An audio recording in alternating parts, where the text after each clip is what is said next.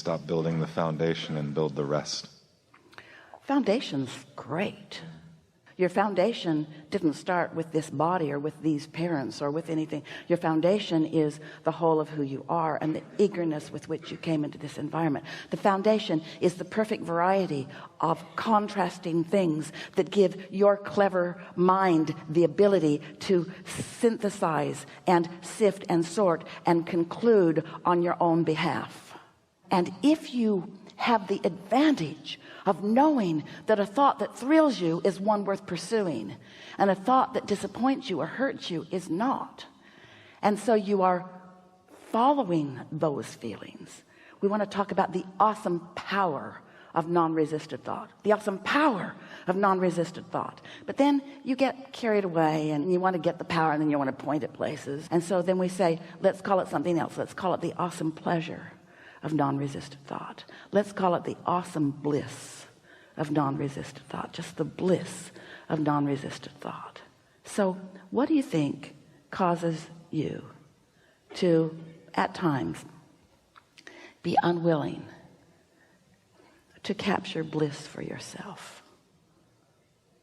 At some point I convinced myself that I needed you said something once that was so profound to me, and I think it sums it up the best. And of course my brain just denied me that memory.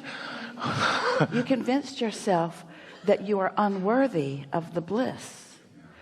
You said you cannot honor pain. And I'm scrabbling up the hillside that is no longer honoring pain, and I think I'm ready to climb over it. I think I'm ready to give up on pain. Let's wrap around this just for a moment, because we're on to something big here. This is the profound question. Why do you think that you and others at times, and often a lot of times, are unwilling to own and accept the rightness, the perfection, the goodness of personal bliss in a moment? Because that's a powerful calibration to who you are. So why would anyone not be willing to calibrate to who they are? And it's because others have taught you that calibrating to them is what you're supposed to do. No matter where they are, you're supposed to calibrate to them. So when you come back round to recognizing that bliss is calibrating to your true self and to your true power and to your true extension and to your true reason for being and all of that, it just gets easier and easier and easier. But there's a piece that we want to stick in here for clarification, and that is the irony of true bliss is complete alignment in the moment with who you really are. It's a calibration of who you really are. And the feeling that it is wrong for me to calibrate to my true bliss, isn't that interesting? Isn't it interesting that what it means is I am who I am in all of my power and goodness, but somehow in my mind my life has caused me to call that inappropriate. And why do I do that? Because so many aren't calibrated to bliss. They're suffering, and so I feel wrong to calibrate myself to bliss in the midst of suffering. Of what value can you be as you join the suffering masses, the confused masses, the mean masses, the ornery masses, the unhappy masses? What possible value could you be to any of them? So now we want to get back to where we began here today. We get it, though. You see, humans, you come into this environment of contrast knowing that the contrast will show you some of everything so that you can decide what you prefer. That's what the evolution of all species is about.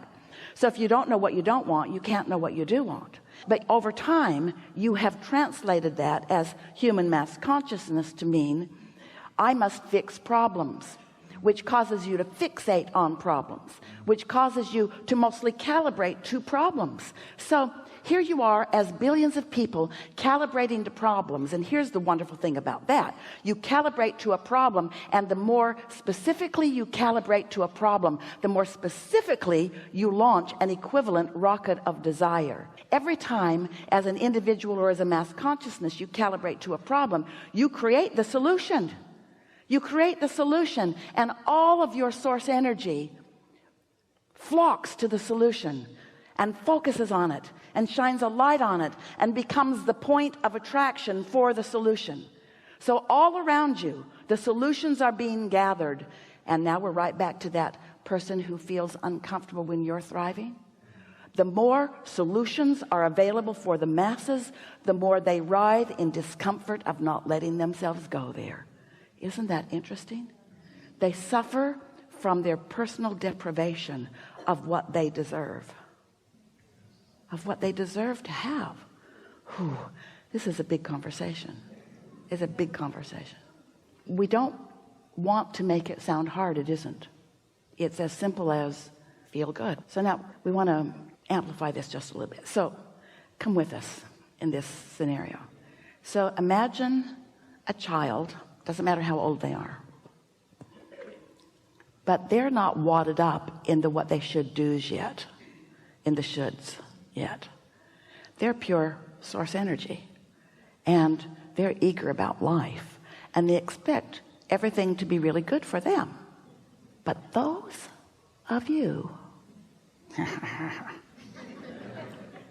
who are socialized and have learned to behave appropriately in your human environments,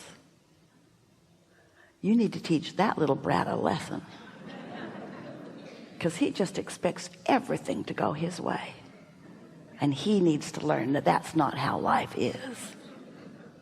Sound familiar? You're way too happy. You must not have enough responsibility. Go clean your room.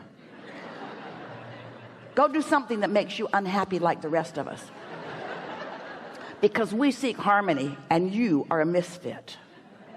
Now, of course, we're leaning in a strong way, but there's a lot of that going around. In other words, if you don't feel good and somebody else does, you're seeking harmony. But the thing that we want you to take away from this gathering, don't harmonize downward, harmonize upward. Calibrate yourself upward to who you are, because it's way easy. If you are a normal human, it is easier for you to calibrate to reality, because it's all around you. You can see it and hear it and smell it and taste it and touch it. It's easy to calibrate to what is, but it takes a master to calibrate to what's in the ethers. It takes a master to calibrate to hopes and dreams and wishes. It takes focus, it takes determination, it takes clarity, and most of all, it takes caring about the way you feel. It takes an unwillingness to feel bad just because so many people do. It takes a determination to feel good because I'm capable of feeling good. So the way we would approach this, if we were standing in your physical shoes, we'd meditate every day, we'd quiet our mind, because when you quiet your mind, you stop thought. And when you stop thought, you stop all vibration. When you stop all vibration, you stop all calibration. And then in that absence of resistant vibration, the source energy within you, who is powerful and influential and focused unequivocally on you, will draw the you upward to the you, and you will join yourself in that bliss, in that excellence, in that clarity, in that good feeling. You see, we do that every day. And then the other thing we would do is we would get out ahead of it as best we could, before we look at email, before we answer messages, before we interact with anyone. We would sit with an intention of identifying in this moment in time how we most want to feel in this segment that is before us.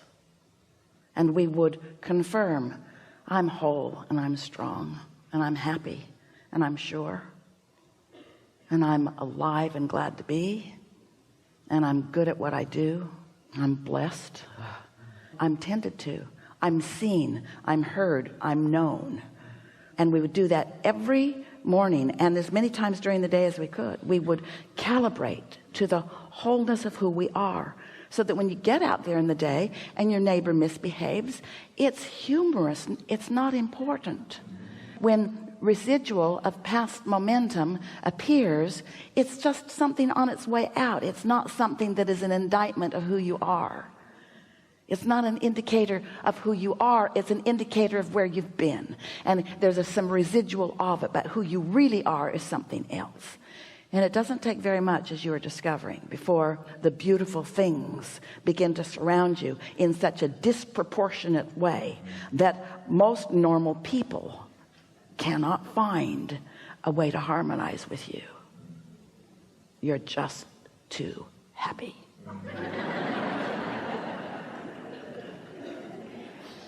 Too clever, funny at all the right moments, resilient, flexible, good timing in all things.